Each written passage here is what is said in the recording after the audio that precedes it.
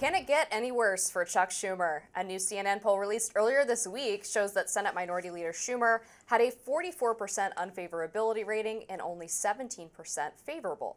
When confronted by CNN's Manu Raju about this above poll, Schumer said, "Polls come and go. Our party is united." MSNBC host Jen Psaki also had some choice words for Schumer. Here she is on Stephen Colbert's late night show. Let's watch. Far too many are still relying on the old tactics Yep. of Everlore. But Chuck Schumer, he wrote a very strong letter. With 8 strongly worded questions. What more can you ask of a leader? You left out that part. That's exactly if right. If that's not going to make you shake in your boots, I don't know what is. Jen Psaki had this to say about Illinois Governor J.B. Pritzker and the Democratic Party's recent moves. Let's take a look. I'm a fighter. I'm going to say the things. I'm going to call out the do-nothing Democrats, his words, not my words. He's going to call out what he's seeing in the Trump administration. And I think what we're seeing right now is there is a divide, basically. There are people who are out there doing stuff. And by doing stuff, I mean, it can be anything. Go lead a protest, go to a red state, go hold a town hall, go to El Salvador, whatever it may be. Do stuff. People want to know you're fighting and doing things. All right, I'm very curious about your perspective on this. I mean, the way that I've been looking at it is, what exactly do they expect Chuck Schumer to do? Well, that is true. I mean, we do not have any levers of power in Congress, in the Senate, in the House, in the executive branch, obviously. There's not much Chuck can do. And the other problem is that people want someone who can cut through and resonate with voters. And boy, that is not Chuck Schumer. You know, I will say this about him. Chuck Schumer, the Democrats in the Senate, won 4 seats in states that Donald Trump carried: Arizona, Michigan, Wisconsin, and Nevada, right? Donald Trump and the Republicans didn't carry any Republicans in states that Kamala Harris won. And on the House side, kind of the same thing. But it's really tough to do that. It's tough to win in Arizona with Ruben Gallego in a state you lost by 5.5 points top of the ticket, but delivered a senator, despite that. So I do think that Chuck Schumer has done a great job of with a very difficult hand politically and a very difficult map for Democrats, keeping the margin as tight as it is in the Senate. On that basis, a very successful leader and has been. And he knows how to run his caucus. But we're asking a lot of him to be the messenger for the entire Democratic apparatus. We had this a little bit in 2016 as well, but that will change. You know, if Hakeem Jeffries becomes Speaker in a year and a half, which could happen, a little pressure off Schumer. I think what Ken Martin is doing at the DNC, Jen Psaki mentioned town halls. Ken's got this whole people's town hall effort to go to red districts and engage people and explain what's happening and cut through directly on the ground. That stuff is really good. I think that Schumer himself can't solve this problem. He's taking a lot of incoming.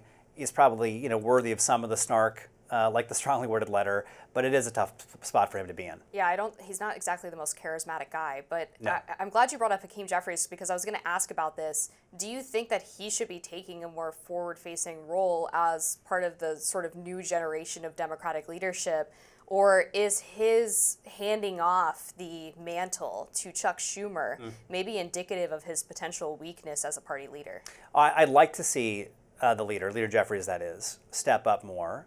One thing I've noticed is that Donald Trump consistently refers to Nancy Pelosi in terms that imply that she still runs the Democratic caucus. And we know Which I think a lot of people believe. Well, and she wields a lot of power still, right? She's very influential, but she's not really running the caucus. She's not running the D-Trip. She's not running HMP. She's not running the day-to-day in that operation. Sure, she's still there, casts a big shadow on the politics. But the fact that Donald Trump can sort of do that and Jeffries sort of skates by not really in the frame for most Americans, I think is a problem. And I do think that if he wants to be the strong leader, and he should be, by the way, if he becomes Speaker, that's a massively important role and the only counterbalance we'll have to this administration. We need him to be strong and have that strength. And I would like to see him step up more. I think it's fair to say, too, from an outsider's perspective, that when Nancy Pelosi was in charge, she did a much better job of keeping the caucus cohesive. Yeah. She really tamped down a lot of the antics of the squad, for example, when they first got into Congress and got them voting consistently with her legislative priorities, even though they were more progressive on a lot of those issues. And now it seems like there's a lot more fracturing happening as the Democratic Party is trying to decide where it goes after this past election. I think that's less Jeffries and Pelosi's dynamic than it is just the nature of this moment. Okay. I mean, Democrats do not know how to respond to this onslaught in 100 days, the rhetoric, the lawlessness, the speed at which things are happening out of Trump. It's really tough, and we don't have a natural place to gravitate behind, whether it's Schumer, Jeffries, or anybody else, or Ken Martin. It's just very difficult to find our footing. So I give him a little bit of slack on that. And I will say that in the last Congress, all those big bills that were passed, whether it was debt limit or CRs or anything to get the government moving, they were often passed, if not exclusively passed, with more Democratic votes than Republican votes, because Mike Johnson could not get the votes. And that was partly because Jeffries did a great job of holding that caucus together and not caving under pressure from the Republicans. He did the thing that Pelosi suggested, or you suggested she did well, which is keep the caucus together on the votes. I think he will do that part well. But I think on the messaging and the leadership, that's where we need to see him step up. Mm-hmm. And on the point about Ken Martin and the DNC, obviously there's been a lot of consternation about David Hogg trying to challenge in primaries these Democrats and save seats. He's been sort of wrapped on the knuckles for that by the DNC and gotten into these very public spats with strategist James Carville. I mean, how much do you think that really impacts the party's ability to kind of move forward and decide what the messaging and the policies are going to be? Or the Carville-Hogg spat was not something I had in my bingo card for 2025, but here we are. Me neither. No, look, I think there's a couple things happening here. One is that people don't really understand what the DNC does.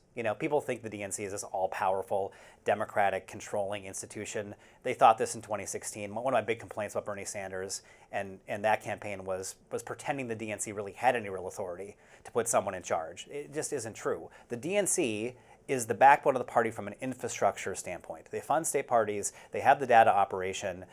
They build out the organization that is then used by candidates, but they should not be putting their thumb on the scale in primaries. They simply cannot do that, and David Hogg has to understand that. I think David Hogg, at the same time, is making a good point, which is that we've got too many people in power or running for seats or in seats that do not connect with voters, do not resonate, and because of that, we're having a hard time cutting through. So yes, we need a new generation. Yes, we need candidates that can cut through.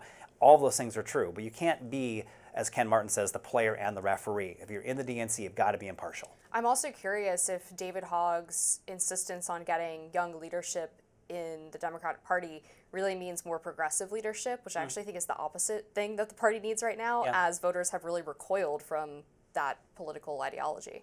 Yeah, I think people sometimes think that you can only cut through if you're on the extremes ideologically.